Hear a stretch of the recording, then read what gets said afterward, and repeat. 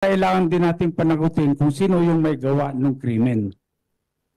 At dito, dahil po ilang araw na kaming nag-request ng kopya ng enrolled bill, hanggang ngayon po tinatago nila sa amin yan. Yung mga issue na pilit hong tinatakpan dyan sa impeachment nitong si Vice President Sara Duterte. Di ho ba kayo nagtataka kung kailan magre-recess na, doon ho nila biglang minadali yung impeachment na yan? Kasi ho alam ho nila mga kababayan na habang naka-break ang sesyon, doon ho natin pupukpukin yung issue ng kulang-kulang na BICAM report. Kaya naman dito sa video na to, balik na ho tayo sa totoong issue.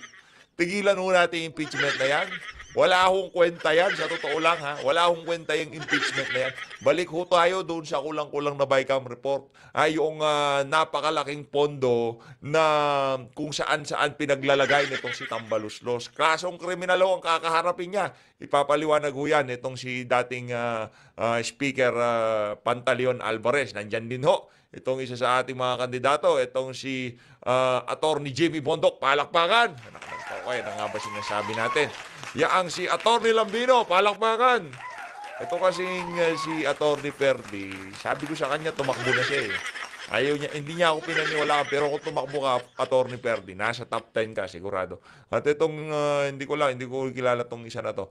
Pakinggan muna natin itong banat nitong si Senator Joel Villanueva, doon sa mga apuradong kongresista na minamadali sila diyan sa impeachment na yan itong si VP Sara. Sila inupuan nila tapos ang Senado gusto ho nila magmadali sila. Ito pakinggan natin ang interview niya.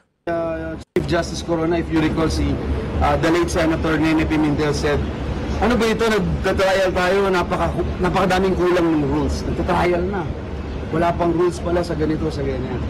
So ito, kailangan ayusin po ito. Ano mo yung pinaka-point ko? I think ang best way to look at this is magiging makatarungan ba ang trial? Magiging credible ba? At magiging transparent ba ito sa ating taong bayan? Yun lang po yung pakialam ko at yun lang yung kaya ko pong sabihin. Dahil yung merits of the impeachment, hindi ko pa nakikita po actually. Kakabigay lang po sa amin. Whether napag-aralan ito o hindi, it's beside the point. Ang nakakalungkot lang yung ilang mga kasama natin sa Kamara na yung mga statements nila, no? I think they should be very careful with their statements. Lalo na yung mga tumatakbong senador. Pero ayun. Hoy, Franz Castro, special mention ko dito kay Senator Joel Villanueva, yung mga tumatakbong senador. Isa lang naman yung apurado diyan na tumatakbong senador eh. Yaang si Franz Castro. Huwag niyong madaliin. Tagal hong inupuan dyan sa House of Representatives yung impeachment na yan eh. Impeachment muna ho tayo bago tayo sa dito sa issue nitong criminal case. Isinampa laban dito kay Tambaluslos. I think it's important to note that the impeachment, articles of impeachment reached the Senate an hour or a few minutes before we adjourned. Okay? It's been with the House Section for more than 2 months, di ba? Alam natin yan. So yan, klaro sa atin lahat yun. I just don't feel like I have to comment on anything that has to do with the impeachment trial because I will be sitting as a judge. Forthwith yung nakalagay na word sa ating constitution, so talagang may trial na. No? Now, you look at the history of impeachment trials in this country. Walang binigay sa Senado na kung saan the next day magkakaroon kayong trial. Walang binigay sa Senado na articles of impeachment and you expect a trial right away. Lalong-lalo na walang binigay na articles of impeachment sa Senado na in a few minutes or an hour or so mag-a-adjourn ang Senado at papasok ang eleksyon. So, lahat yan, facts po yan, no? Facts din po na isasama natin sa isang fact na kalahati ng Senado, 12 of our colleagues will only stay as a senator, ang mandate nila is only until June of this year. June 2 ang aming pagbabalik. So why am I saying this? You cannot even muster a quorum kung 12 lang yung senador, di ba? Balikan ko ulit yung history ng mga trials. It takes 2 months or 6 weeks at least sa kasaysayan bago magkaroon ng trial. Bakit? Hindi po pwedeng mag-trial agad ng walang rules. Pag tinignan niyo yung impeachment rules, napakadami pang kulang. Paano i-dispose ang mga motions? Paano i-decide ang quorum? Kanina binanggit natin 12, kalahati mawawala na, di ba?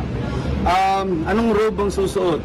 Papayag ba si Sen. Nancy na yung robe ganung kulay? Kasi medyo ano si Sen. Nancy? Nako, yan ho talagang pinaka-problema natin dyan sa impeachment na yan, yung susuotin na robe, kung anong kulay. Pag nagkataon, baka himasin niya si yan si Senator Nancy Binay, himasin tapos si pahid sa katawan. Nancy sa kulay ng robe. Ni isang senador kahapon o kamakalawa ay walang nagsabing ito ay importante at ito ay dapat i-prioritize ng Senado. Not one.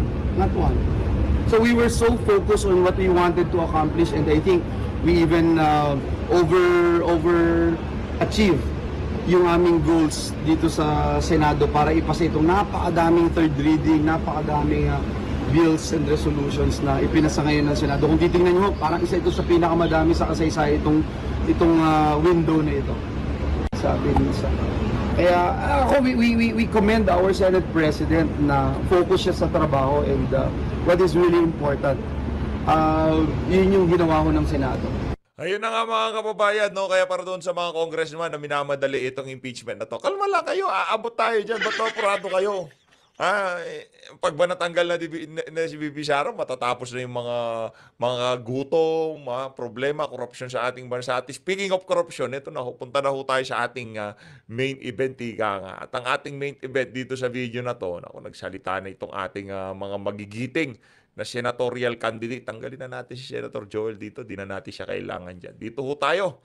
Punta ho tayo dito sa mga malulupit talaga. Ito, kilala nyo naman ho ito, dating speaker to. Ito, abogado di Campanilla. Ito naman ho, itong si Atty. Lambino. Itong si Atty. Malulupit ho yung mga yan. Pakinggan ho natin.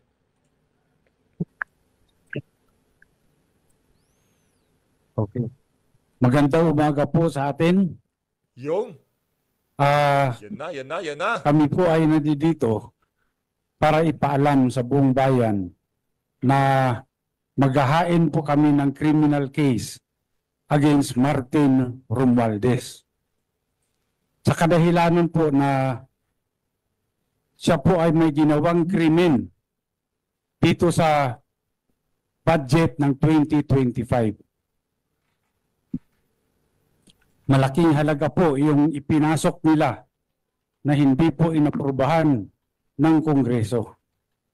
Hindi po ito ang napagkasunduan sa Bicameral Committee at nagulat na lang kami lahat nung makita namin kung bakit yung pong in-email sa amin na Bicam report, may mga blanco po rito. Ngunit, nung pinirmahan ng presidente, kumpleto na. At nung tinignan namin kung magkano yung ipinasok nila na halaga, ito po ay nagkatotal ng 241 billion. Ngayon po, ewan ko kung matatawag natin na typographical error yan o grammatical error. No. Napakalaki po ng halaga. 241 billion. Grabe naman ho yan. Typographical, grammatical, wala nga nakasulat. Pambihira yan, di ba, Speaker Bebot? Kaya kailangan talaga kasuhan yan. Lahat sila, pati yan si Aldi ko. Ubusin natin. Wala pong ganung halaga ang inaprubahan ng Bicam at hindi po rin yun ang inaprubahan sa plenaryo. Bakit po nagkaroon ng ganung halaga doon sa General Appropriations Act, GAA? Kanya po, ako bilang isang nakaupong congressman, ay kinakailangan ding ipakita ko sa taong bayan na kung merong mali, siguro kailangan din natin panagutin kung sino yung may gawa ng krimen. At dito, dahil po ilang araw na kaming nag-request ng kopya ng enrolled bill, hanggang ngayon po tinatago nila sa amin yan. Hindi po nire-release ang enrolled bill ng House of Representatives. Ako nagpapasalamat sa lahat na kayo po ay nandito ngayon at upang malaman po, tulungan nyo kami para malaman ng sambayanan kung ano pong mga kalukuhan ang ginagawa dyan sa Kongreso. Yung Okay. ang matindi ho dito mga kababayan, congressman na ho itong si Congressman Bebot nang hihingi na ng enrolled copy ng nung kopya nung enrolled bill. Wala, hindi, ayaw pa ho siyang bigyan. Ganun no, napaka secretive ho talaga nila diyan sa House of Representatives ngayong mga panahon na to. Yung mga dokumento na dapat sana readily available sa ating mga kababayan, sa mga congressman, yung mga mismong merong katungkulan na ho, hindi ho nila makita. Hindi ho nila mahawakan, hindi ho nila mahipo. Okay. Baka may viewers ka, Atty. Raul Lambino. Viewers. Well, tama po yung sinabi ni former Speaker Bebot Alvarez, no? Kasi maliwanag naman na dapat yung Bicameral Conference Committee report ay i-approve yan ng House at i-approve din yan ng Senate. Maraming blanco doon sa lumabas na mga dokumento.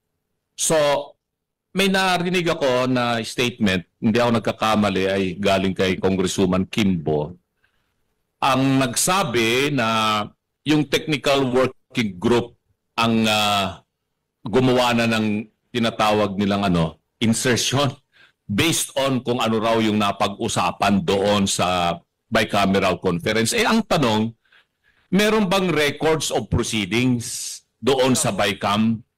Wala eh. Well, meron bang journal of proceedings? Wala silang maipakita. So, dito siguro ay kailangang maimbestigahang mabuti itong mga members ng Technical Working Group. Technical Working Group sa Senado, Technical Working Group sa Kongreso, at sino-sino itong mga membro ng Technical Working Group. At mag-execute sila ng kanilang affidavit. Kung talagang bang meron silang ginawang insertion dito o ano pa man para ma-fill in the blanks yung enrolled bill bago ipinadala sa Malacanang. Yun lamang po yung gusto kong maliwanagan dito. Dahil ay statement nang galing yan sa balita na napakinggan ko at nabasa ko na statement allegedly ni Congresswoman Kimbo na yung technical working group ay pinunuan itong mga blanco na nandito sa mga dokumentong lumabas na mga BICAM report. Na may pirma naman yung mga members ng BICAM committee sa House at saka sa Senate. Sa tinagal-tagal ko ring staff, Speaker Bebot, dyan sa Kongreso, magmula 87 hanggang sa Senado, ito lamang yung kauna-unahang pagkakataon. For many years na naging staff ako dyan sa Kongreso at pati dyan sa Senado, na nagkaroon ng Bicameral Conference Committee na blanco na pirmado ng mga membro ng BICAM. At kung ito rin ay sinabit nila doon sa plenary session para i-approvean nila, asan nga yung enrolled bill? Sabi nga ni Speaker Bebot, wala pa hanggang ngayon. Sa akin, yun ang aking pinagdududa na bakit nagkaroon ng ganon na mga insertions. Yun lamang po. Atty. Brady, bago natin umpisa ng Q&A, okay na? Boss, sino na magtatanong? Carlo Mateo ng DCWB. Speaker, former Speaker, ano po yung particular na kaso na isasampa? At sino-sino pa ho ang sasampahan ng kaso bukod kay Speaker Martin Romualdez? At kailan po ito isasampa? Sa akin pagkaalam, no, pwede akong i-correct ng aming mga abogado rito kung meron akong makaligtaan na pangalan. Yeah. Number one, siyempre si Martin Romualdez. Naku, Pangalawa, number one to. itong si Saldico. Saldico. Pangatlo, itong si Majority Leader Manix Dalipe Naku, ng Zamboanga. Bakit sila? Dahil po, una, wala pong nangyayari sa House of Representatives na hindi po alam ng Speaker of the House of Representatives. Lahat po yan may basbas ng Speaker. Wala pong gagalaw dyan kapag hindi po sinabi ng Speaker. Kaya nga po dito, sigurado ako, itong si Martin Romualdez ay talagang siya ang may pakanan nito lahat. Siya ho ang author nito. Ngayon, siyempre ako gusto ko rin magpasalamat kay Congresswoman Stella Kimbo. Dahil kung meron mang tunay na bayani dito, si Congresswoman Stella Kimbo. Dahil siya mismo ang umamin na maraming blanco ang BICAM report. Pambihira talaga. Ngayon, bakit Oy, shoutout Stella Kimbo ha. Kailangan pala ho natin palakpakan na pasalamatan itong si Stella Kimbo. Naging solido ang kaso laban dito sa mga individual na to dahil dito kay Stella. Maraming salamat, Stella. nagkaroon ng 241 billion na additional budget doon sa gaan na pinirmahan ng Pangulo. Ngayon, yung mga media, pwede rin nyo rin mag-request nyo sa Kongreso kung mabigyan kayo ng kopya ng enrolled bill. Bakit mahalaga ang enrolled bill? Kasi dito natin makikita kung ang enrolled bill ba ay faithful reproduction kung ano yung inaprobahan ng Kongreso sa plenary. Dahil kung ito ay magkaiba, ay malaking problema yan. Tsaka sila ho, dyan sa House of Representatives, ang ano ho nila, yung aangas nila, yung pasumpina, patawag si ganito, isumpina yung mga dokumento. Ganyan ho sila dyan sa House of Representatives. Pero dito sa isa na to mga kababayan, pagka sila naggumawa ng kalokohan, sino magpapasumpina sa kanila? Supreme Court? O hindi pa tayo tatakbo doon, hindi ho natin makikita yung enrolled bill na yan, yung kopya ng enrolled bill. Kaya meron ho talaga tayong problema dito sa visit na sistema na to. Kaya pagka sila ho kunyari, supina dyan sa COA, dahil dokumento dalhin dito. Pagka hindi dinala, naku, yari ka, pwede kang makontempt. Pwede kang ipatawag at talagang duduruin ka ni Paduano, di ba? Pero sila ho mga kababayan, kasama na nila yung mga dokumento na dapat sana available yan kahit sino gustong kumuha makikita. Wala ho mga kababayan. Sa kanila lang, nandun na sa opisina ni Tamba, sila lang ho nakakakita. Hindi nila nilalabas yung enrolled bill. Nako, yari kayo dyan. Ako may suspetsa. Anong problema? Ba't ayaw mong ilabas? Problema dyan, kung walang enrolled bill, yung liability magsishift, mapupunta sa Office of the President. Pinirmahan niya, walang enrolled bill. Sino naglagay ng blanco? Hindi sila. Kaya malaking problema. Siguro mabuti ilabas na nila yung enrolled bill para naman makumpare natin. Tama ba yan o pareho ba yan nung inaprobahan ng BICAM, inaprobahan ng plenary? Okay.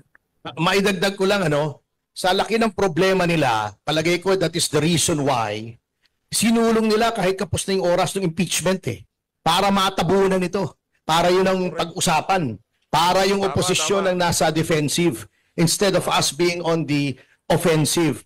Pero hindi po natin bibitawan ito kasi napakalaki talaga, 241 billion.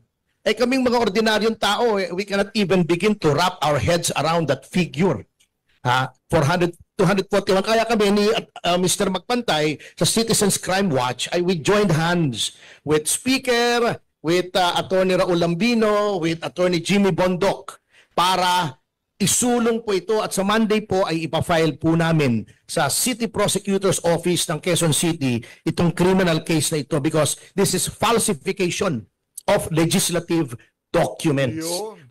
Yan na ho yung tinutukoy netong si Attorney Vic Rodriguez, yung falsification of legislative documents. Yan ho ang ginawa nila, no? Kailangan ho talaga may managot dyan sa kabalbalan na yan. Dapat, kung merong mangkulong yan, dapat parusang bitay ang ano niya, ng parusa niya para ubusin na, maubos na ho talaga itong mga walang yan na to sa gobyerno. Para dito sa mga politiko na to, pagka ho ba merong nagsasalita ng ganito sa inyo, ano ba nararamdaman nyo? Ako curious ako kasi hindi lang naman ho tayo nagsasalita ng ganyan sa kanila. Hindi pong galit talaga, yung kulang na lang sabihin mo, ba't di ka pa, di ba? Nakakaano ho masaya ho ba kayo dyan? Sabagay, no? Ano na ho yan eh. Kumbaga yung tenga nila, natakpan na ng pera, kaya wala na ho silang pakialam sa sasabihin ng ibang tao. Basta ang importante, marami silang bahay sa Spain, sa Forbes Park, saan pa ba? Marami ho silang sa iba't ibang lugar. No? Yun ang ginawa nitong mga walang yang to. Nagbibili ng mga mamahaling mga kagamitan, mga bahay, lupa sa iba't ibang, yung mga exclusive yung mga mamahaling lugar. Doon sila nagbibili. Ganyan ho sila kawalang yan. Which is a crime. Krimen po ito. It is a crime not only under the revised penal code but in view of the amount involved. It is a crime against the Filipino people.